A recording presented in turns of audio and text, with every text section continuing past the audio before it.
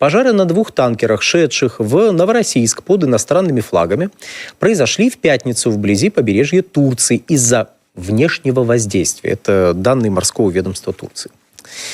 Пожар на танкере «Кайрос», следовавшем без груза под флагом Гамбии в российский порт Новороссийск, возник после взрыва в машинном отделении в 28 морских милях от побережья Турции. Спасатели, прибывшие на место происшествия, успешно эвакуировали всех 25 членов экипажа танкера. 28 миль от побережья Турции – это экономическая зона Турции. То есть в экономической зоне Турции атаковали суда, идущие в Россию, учитывая, что они пустые шли в Новороссийск, видимо, они шли загружаться. По ту сторону заявили, что мы атаковали теневой флот, это успешная операция, это мы молодцы. Тут мы сейчас дойдем до международной реакции. Международная реакция сейчас была, мне кажется, непозволительно яркой.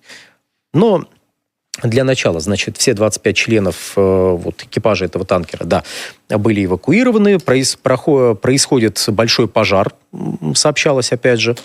И, собственно, были снимки, которые власти Турции публиковали, для иллюстрации этой ситуации. Далее. Танкер «Вират», подвергшийся 2 атакам в Черном море, буксирует к берегам Турции. Туда он прибудет 1 декабря, то есть завтра. Об этом сообщает РИА Новости со ссылкой на турецкое управление мореходства. Это вы сейчас видите, где этот самый «Вират» находится. То есть, довольно близко от турецких берегов. Хочется спеть «Нужен нам берег турецкий», но мы, так и быть, сдержимся и петь не будем в эфире.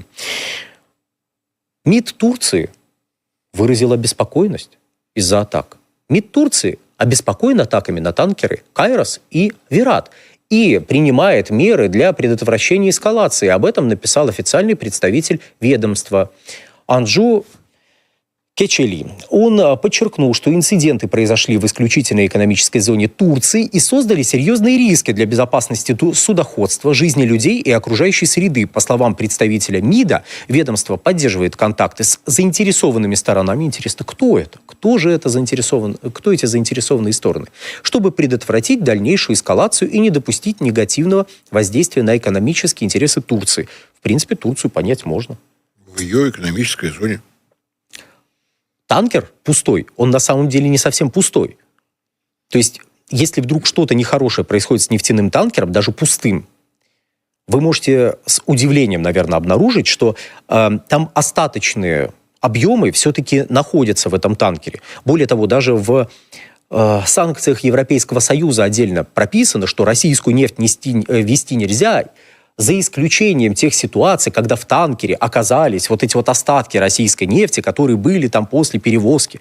То есть даже, извините, в Евросоюзе в курсе, что такое бывает. Но, видимо, кто-то из заинтересованных сторон не в курсе. Эта страна в Евросоюз не входит? Великобритания вышла? Справедливо. А Украина не вошла. То есть Евросоюз может загадывать желания, находясь между ними, и какое желание они загадают, я даже не знаю. И вчера представители КТК сообщили о террористической атаке на инфраструктуру консорциума. Сегодня, 29 ноября 2025 года, в 4 часа 6 минут по Москве, в результате целенаправленной террористической атаки безэкипажными катерами в акватории морского терминала КТК «Каспийский трубопроводный консорциум» получило значительное повреждение выносное причальное устройство КТК ВПУ, собственно говоря, выносное причальное устройство 2. По введенному капитаном морского порта Новороссийск предписанию погрузочные операции и иные операции были прекращены. Танкеры, отведенные за пределы акватории КТК, пострадавших среди персонала КТК и подрядчиков не имеется. В момент взрыва ВПУ системы аварийной защиты обеспечили перекрытие соответствующих трубопроводов. Предварительно попадание нефти в акваторию Черного моря не произошло. Большие молодцы инженеры, которые придумали эту автоматическую систему блокировки. Большие молодцы. И большой молодец капитан морского порта, который вывел, как только была получена тревога о безэкипажных катерах, все имеющиеся суда, заправляющиеся, не заправляющиеся, все было выведено. У нас, наверное, вряд ли есть схема, как выглядят все 3 выносных причальных устройства, но выводить оттуда надо. То, что это били прицельно, совершенно однозначно, потому что ВПУ, геометрически это не самое большое такое устройство, и попасть в него случайно, целясь не знамо куда, судов там не было. В суда вы целиться не могли. Там были только ВПУ. В них вы сумели попасть. Что за КТК вообще? А то мы, знаете, КТК. Давайте посмотрим, кому этот самый КТК принадлежит. Да, и дальнейшая эксплуатация, не представляется возможной.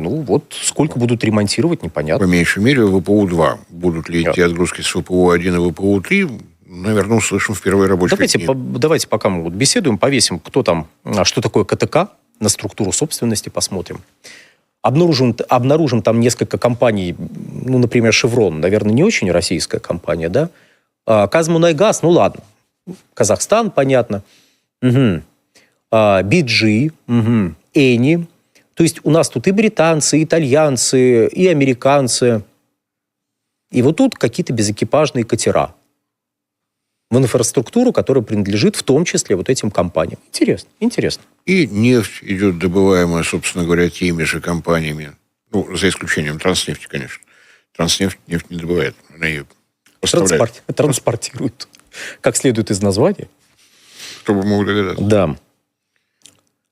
И тут произошло вообще удивительное. Вот эти люди проигнорировали атаку на одну нефтеперекачивающую станцию, входящую в инфраструктуру КТК. Проигнорировали атаку на другую станцию, входящую в инфраструктуру КТК. Наконец, они заметили, что что-то идет не так только после третьей атаки. Точнее, на самом деле, это четвертая атака. Потому что до этого еще атаковали офис КТК, но об этом как-то уже сейчас не вспоминают, потому что, что вспоминать-то? МИД Казахстана. Логика, на самом деле, тоже понятна. Угу. В первых 3 случаях Транснефти удавалось ремонтировать, приводить в порядок, снова начинать отгрузку мгновенно. Здесь совершенно конкретное сообщение. ВПУ-2 работать не будет. А это значит, что на треть упадет объем перегрузок. А с учетом того, что порядка 80% того, что прокачивается по КТК, это нефть, добываемая на территории Казахстана, вот здесь все совпало. Даже больше получается, потому что если мы посмотрим, там они в отдельные сутки 1 200 000 баррелей прокачивают через КТК, и поставляют. Из этого объема более 1 миллиона может быть казахстанской нефти. То есть это, даже больше 80% получается.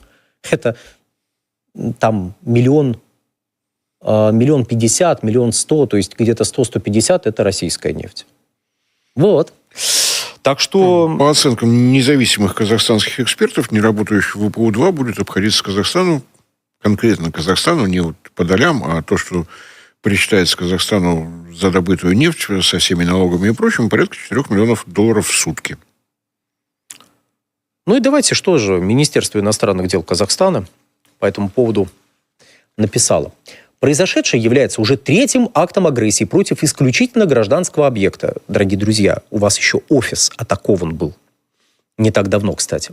Функционирование которого гарантировано нормами международного права. Казахстан, как ответственный участник глобального энергетического рынка, неизменно выступает за сохранение устойчивости и бесперебойности поставок энергоносителей. Подчеркиваем, что КТК имеет значимую роль в поддержании стабильности мировой энергетической системы. Рассматриваем произошедшее как действие, наносящее ущерб двусторонним отношениям Республики Казахстан и Украины. Как они заметили. И ожидаем от украинской стороны принятия действенных мер по недопущению подобных инцидентов в будущем. А что ж они к КТК так, прикипели душой? Наверное, можно как-то перенаправить на другие направления. Вот я слышал. Баку, Тбилиси, Джейхан. Угу. Потом в Китай направляют еще как-то нефть. И по дружбе еще ведут. Что ж не направят? В Китай, не направят в Турцию, не направят, в конце концов, в Германию по дружбе. Что мешает? Во-первых, все должны быть готовы к тому, что увеличится объем поставок. А так не бывает. То есть, если во время выходных дней идет сообщение о том, что будут вести попытки, работу по перенаправлению, это только начало. Быстро ничего не получится, честное слово. Поставки в Германию, наверное, можно увеличить, если согласна Германия, если подать заявку в Транснефть, которая тоже ее должна рассмотреть. Транснефти работы хватает, и трубы без дела не стоят. Что касается Китая, аналогично. Поэтому трубопроводы, которые в Китае уходят, и российская нефть идет в объеме 10 миллионов тонн в год. И был запрос от заказчика от Китая еще 2 миллиона тонн в год добавить. И вот в этот момент, когда Казахстан согласился на то, что будет оказывать транзитные услуги, предложить вместо транзитных услуг свою нефть, будет сложно. Будет действительно сложно, чисто физически. Баку, Тбилиси, Джейхан, там поставляется разная нефть, азербайджанская легкая, то есть смешивать их нельзя, это отдельный временной промежуток надо выбрать и так далее, и так далее. Здесь будет непросто. Мы даже страшно скажем. Представим, на секундочку их смешали. Но нефтепровод, так вот, понимаете, нефтепровод имеет определенную мощность. И вот если он не готов, чтобы туда перенаправляли такие объемы, то он не готов. Нефтепровод как раз готов, у него мощность в 2 раза превышает. Но чтобы увеличить объемы поставки казахстанской нефти, нужно откуда-то взять дополнительные танкеры мелкосидящие, чтобы они могли ходить. Ой, но это удивительно. Это удивительно. Надо удивить Азербайджан, что мы хотим увеличить график. Вот вы будете прокачивать меньше своей нефти, а мы будем прокачивать больше своей, потому что нам так хочется. В Баку могут не понять вот это желание. Погодите, как так? В общем, дорогие друзья, смех смехом, но ситуация крайне неприятная. То есть, тут, знаете, вопрос главный. И вот у меня ответа нет. Вдруг у Бориса есть, и он сейчас ответит. Зачем? Просто вот хорошо. А вот зачем наносить удар по КТК? Там и у «Шеврона» есть интерес, и у итальянской Эни есть интерес. Притом интерес, включая покупку этой самой нефти. То есть нефть оттуда доставляется в Италию. Там масса компаний, чьи интересы сейчас были задеты. Про европейские компании сейчас вообще про Европу не часто вспоминают, но то, что такой вопрос могут задать в офисе компании «Шеврон», зачем? Но «Шеврон» пока молчит. Молчит пока «Шеврон». «Шеврон» молчит, Эни молчит. Все молчат. МИД Казахстана выступил. Что ж, посмотрим. Вдруг вот на следующей неделе остальные тоже выйдут, выступят и нам все расскажут. «Шеврон» может быть очень тихим. Угу. Тогда можно увидеть последствия, когда кто-то начнет вилять хвостиком. Неожиданно, очень энергично. Посмотрим. В общем, ситуация предельно странная. Нам вопрос задают. Такой гневный. Поэтому мы приготовились, сейчас буду гневный вопрос читать. Соглашению Козака все, хана. Теперь можно повышать цены выше инфляции. И вы мне будете утверждать, что мы выгодно продаем нефть с небольшими скидками Индии, Китаю и Турции. Тогда зачем отменять было это соглашение, если денег на модернизацию и геологоразведку хватает в отрасли при продаже нефти? Смешались в кучу кони люди. Да, значит, не очень выгодно продается наше сырье, а деньги нужны. Скажите, пожалуйста, а по-вашему независимые игроки рынка, к примеру, там какая-нибудь заправка, вы, допустим, нашли где-нибудь пару миллионов долларов в рублевом эквиваленте, купили заправку, красивую, хорошую. Покупаете на бирже бензин, покупаете дизельное топливо, доставляете на свою заправку, продаете. Какая вам разница, сколько нефть стоит за рубежом? Я надеюсь, я ответил на ваш вопрос хотя бы частично. Это первое. Это частичный ответ. На самом деле, действительно важно, сколько стоит нефть за рубежом, потому что от этого зависит ставка налога на добычу полезных ископаемых, соответственно, стоимость нефти на внутреннем рынке России. Справедливо. Но у нас вот эти игроки, они все-таки, если мы говорим про независимых игроков, в данном случае я про этот пример говорю. Так вот, для независимого игрока важно, сколько в опте стоит бензин. А у нас ценообразование сейчас сформировано таким образом, опять же, не хорошо, не плохо, оно такое, что у нас всегда идет повышение, но повышение в пределах инфляции. И если происходит повышение, это в рознице идет повышение, а если повышение идет в опте, то оно напрямую на рознице не отражается. Вот. То есть проблема не в том, почем наша нефть продается за рубежом. Это вообще не связанные вещи. А проблема в том, что у нас пара месяцев в этом году бензин в рознице продавался в минус. И ладно, нефтяные компании получают возвраты по части налогов, а вот независимые игроки просто продавали в минус. Какое к ним отношение имеет цена нефти в Турции, Индии и Китае? Надеюсь, я вот на ваш вопрос ответил, и Борис Леонидович тоже.